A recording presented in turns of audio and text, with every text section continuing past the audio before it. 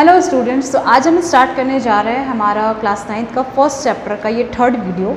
और इस third video में इस चैप्टर का थर्ड टॉपिक हम टच करेंगे, characteristic of particles of matter.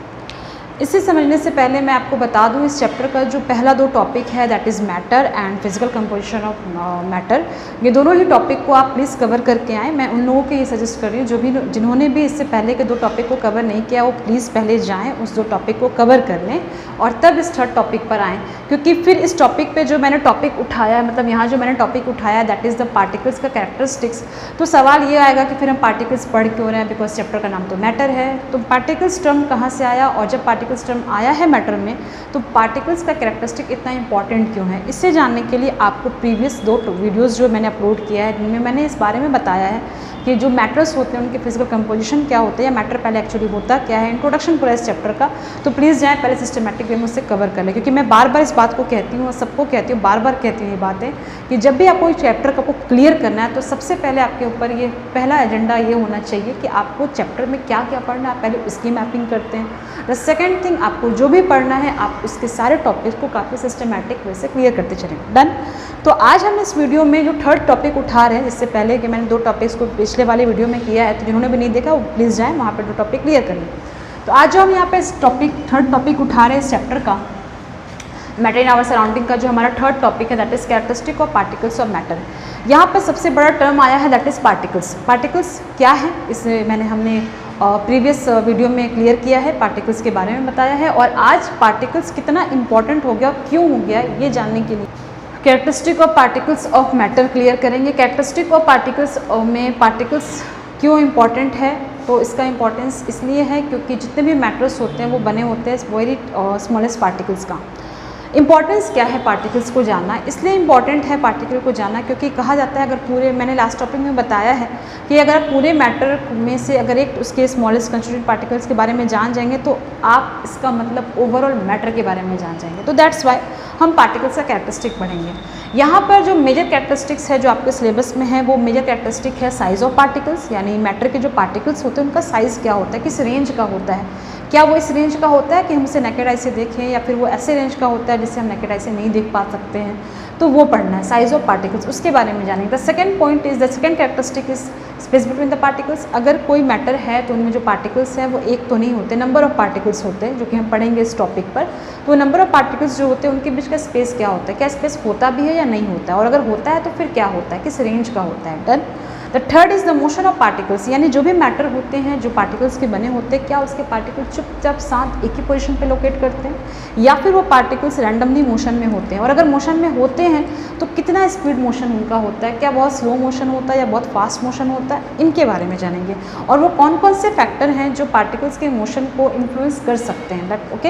And the fourth characteristic is interaction between the particles. जैसा कि मैं बार बार कह रही हूँ, जितने भी मैटर्स होते हैं उनका कंस्टिट्यूएंट पार्टिकल्स, कंस्टिट्यूएंट कंपोजिशन जो होता है वो पार्टिकल्स होते हैं, तो उन पार्टिकल्स के बीच में क्या कोई इंटरेक्शंस होता है, और अगर होता है तो वो किस टाइप का इंटरेक्शंस होता है, अट्रैक्शन वाला होता है या रिपल्सन वाला। अट्रैक्शन है तो फिर अट्रैक्शन क्यों है, रिपल्सन होना है जो कि होता नहीं है, आप पढ़ेंगे उसमें, तो वो सारे क्यों हैं। Done.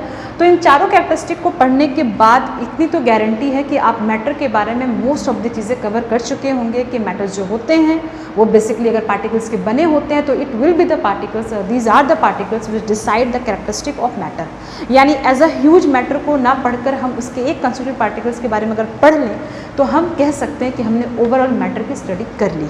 Done. Because the nature of matter, the behaviour of matter all depends on the characteristic of its constituent component that is particles. ठीक है। अब यहाँ पर मैंने ब्रैकेट में कुछ एक्टिविटीज़ लिखी है, क्योंकि एनसीईआरटी चैप्टर में जितने भी टॉपिक्स कवर होते हैं उसे आपको कैसे कनेक्ट करना है अपने प्रैक्टिकल लाइफ से, उसे कनेक्ट करने के लिए कुछ एक्टिविटीज़ दिए होते हैं। जैसे मान लो साइज़ ऑफ पार्टिकल्स को समझना है कि यस, अगर मैंने कह दिया या फिर बुक में कह दिया गया है कि जो मैटर के पार्टिकल्स होते हैं बहुत स्मॉल होते हैं, अब उससे प्रैक्टिकली कैसे एविडेंस दिया जाए कि yes this is the evidence which prove that yes the particles of matter are very small. तो just for evidences there are lots of activities done with the respective topics. जैसे size of particles के लिए activity 1.2 is better way to give the evidence that size of particles is very small. इस तरीके से मैंने कुछ activities को यहाँ पे लिस्ट किया है, जैसे हम देखेंगे भी, जैसे टॉपिक कवर करेंगे मैं एक्टिविटीज़ के बारे में बस समझा दूंगी, बिकॉज एक्टिविटी से रिलेटेड कुछ MCQs टाइप क्वेश्चन आएंगे तो उससे आप कवर कर सकते हैं। Done.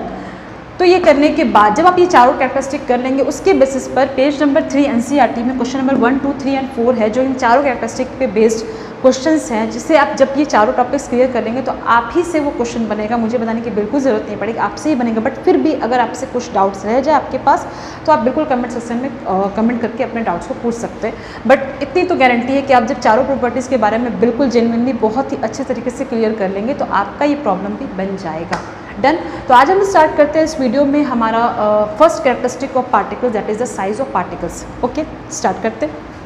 Okay, the size of particles क्या होता है, यानी अगर कोई मैटर है उसमें पार्टिकल्स होते हैं, पार्टिकल्स का जो साइज होता है वो बहुत ही स्मॉल होता है, यानी हम कह सकते हैं the size of particles, the size of particles very, जो पार्टिकल्स का साइज होता है वो बहुत ही स्मॉल होता है, which is beyond of our imagination।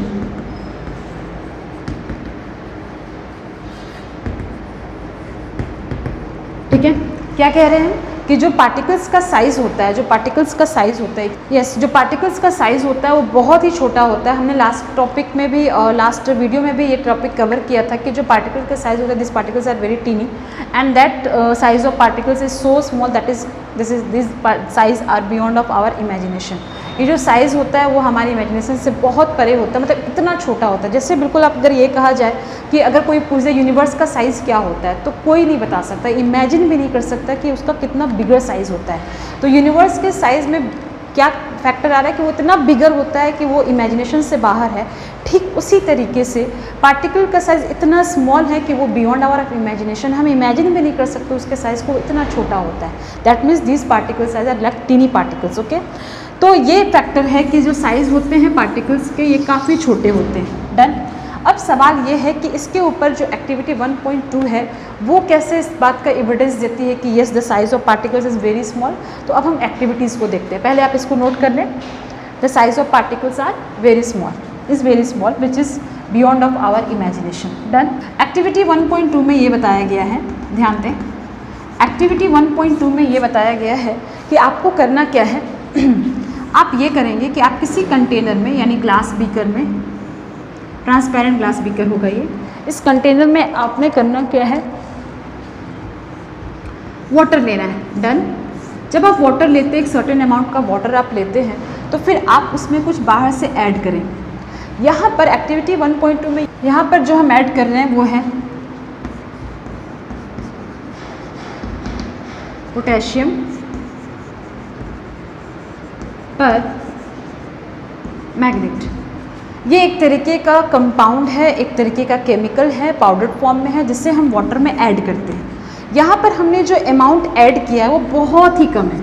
Okay, बहुत ही कम है, मतलब जस्ट 1 स्पून हमने वाटर को पोटेशियम पर मैग्नेट को ऐड किया है, 1 स्पून। ओके, तो अगर हमने इसे 1 स्पून ऐड किया है, 1 स्पून इसमें ऐड किया बहुत ही कम अमाउंट में, तो ये वाटर जो है ये कलरफुल हो जाता है, ये कलरफुल हो जाता है, बहुत ही कलर्ड हो जाता है ये सब्सटेंस, ये सॉल्यूशन। पहले वाटर कलरलेस था बट इसके ऐड करने से वो पूरा का पूरा सॉल्यूशन काफ़ी ज़्यादा कलरफुल हो जाता है, बिकॉज पोटेशियम पर मैग्नेट का अपना एक कलर होता है। डन। जैसे ही सॉल्यूशन में जाता है वो पूरे सॉल्यूशन को क्या कर सकता है, कलर्ड कर सकता है। तो आपको ये चेंज नज़र आएगा। इसलिए अब सवाल ये है कि पोटेशियम पर मैग्नेट जैसा सब्सटेंस ही क्यों लिया गया, सोडियम क्लोराइड जो कि आप पढ़ेंगे NaCl, इनको क्यों नहीं लिया गया। तो ऐसे सब्सटेंस को इसलिए नहीं लिया जा रहा बिकॉज ये जो सब्सटेंस को हम वाटर में डालेंगे तो ये ऐसा कोई चेंज नहीं दे सकता जो आप चीज़ों को ऑब्जर्व कर सकें। तो दैट्स वाई चीज़ों को ऑब्जर्व करने के लिए एविडेंस को क्लियर करने के लिए कि yes this is the good evidence to express that yes size of particles is very small. Evidence ऐसा होना चाहिए जो आपको ऑब्जर्व हो, ऐसा एविडेंस नहीं होना चाहिए कि वो सारी चीज़ें हैं बट वो आपको ऑब्जर्वेशन के रेफरेंस में नहीं मिल रहा है। तो NaCl को जब आप ऐड करेंगे तो जाहिर सी बात है वो भी इसमें सॉल्यूशन में घुल जाएगा बट ये कोई कलर नहीं देगा और इसलिए आपको वो चेंज नज़र नहीं आएगा।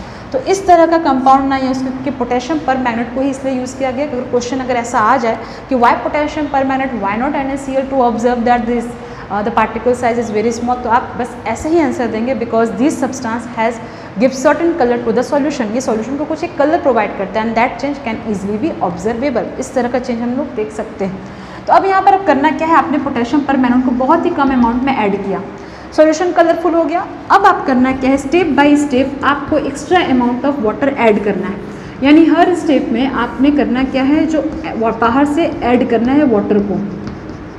जैसे जैसे आप ऐड करेंगे सॉल्यूशन का जो सॉल्यूशन के अंदर जो वाटर का अमाउंट है वो बढ़ता जाएगा, बढ़ता जाएगा, बढ़ता जाएगा, ठीक है। और साथ ही साथ क्या होता जाएगा, सॉल्यूशन का जो कलर है वो धीरे धीरे हल्का होगा। बट मेरी बात को ध्यान से सुनना, यहाँ पर कलरफुल सॉल्यूशन का जो कलर है वो डायरेक्ट डिसअपियर नहीं होता है, या आप कह सकते हैं डिसअपियर ही नहीं होता है, रादर वहाँ पे जो कलर होता है वो धीरे धीरे लाइट कलर का होता जाता है, जो इस बात को प्रूफ करता है कि जो आपने जो अमाउंट डाला था, भले ही वो आपने अमाउंट बहुत ही कम डाला था, लेकिन उसके अंदर जो नंबर ऑफ पार्टिकल्स हैं वो बहुत ही ज़्यादा है, वो कम नहीं है, बहुत ही ज़्यादा। तो थोड़े से अमाउंट में, थोड़े से अमाउंट ऑफ पोटेशियम परमैंगनेट में there are lots of particles, जिसकी वजह से ये जो सॉल्यूशन का जो कलर तैयार हुआ है वो जल्दी डिसअपियर नहीं हो रहा है, बिकॉज एक एक मॉलिक्यूल रिस्पॉन्सिबल है सॉल्यूशन के कलर के लिए।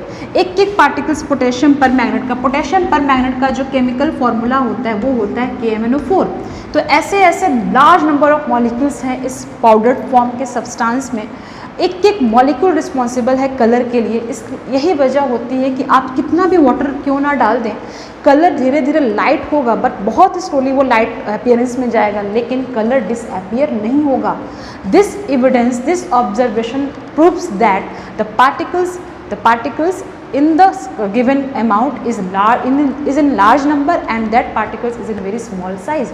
जाहिर सी बात है, अगर आपने एक बहुत ही कम अमाउंट लिया है और कम अमाउंट में इतना इंटेंस कलर आ रहा है सॉल्यूशन का, even on adding certain amount of water, even on adding extra amount of water, अगर कलर अपीयर हो रहा है, इसका मतलब ये होता है कि इसके अंदर एक दो पार्टिकल्स नहीं है, बहुत सारे पार्टिकल्स हैं।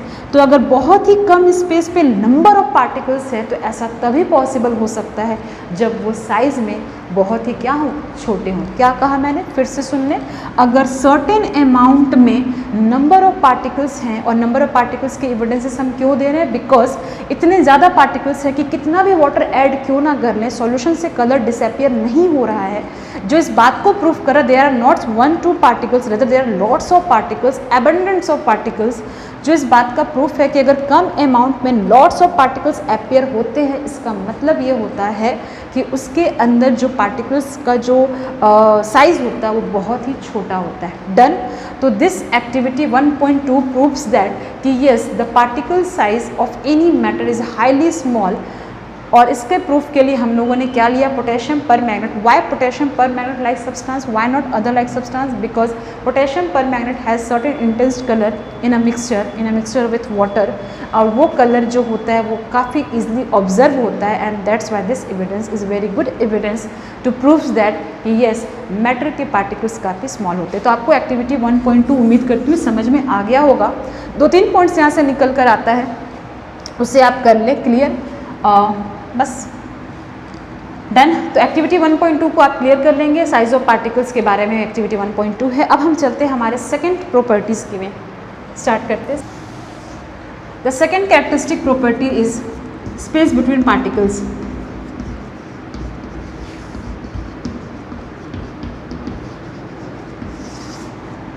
स्पेस बिटवीन पार्टिकल्स को हम नेक्स्ट वीडियो में करेंगे कवर। तो उम्मीद करती हूँ साइज ऑफ पार्टिकल्स आपको क्लियर हो गया। साइज ऑफ पार्टिकल्स और उसके एक्टिविटी जो 1.2 है वो दोनों आपको क्लियर हो गए होंगे। बट इससे रिलेटेड अगर आपको कोई भी डाउट्स हो तो आप कमेंट सेक्शन में पूछ सकते हैं। और अगर आपको ये टॉपिक्स क्लियर हो रहा है, इस चैप्टर के सारे टॉपिक्स अब तक क्लियर होते गए हैं, वीडियो 1 का भी क्लियर हो, वीडियो 2 का भी और वीडियो 3 का भी अगर क्लियर हो, तो आप प्लीज़ इस चैनल के साथ कंटिन्यू रहें। और कंटिन्यू रहने के लिए आपको क्या करना है, आपको बहुत अच्छे से पता है, दैट इज़ आपको सब्सक्राइब करना है चैनल। तो हम मिलते हैं नेक्स्ट वीडियो में, हमारा next topic that is space between particles, which is the second characteristic property of the matter. ठीक है, characteristic property of particles. Okay, thank you so much.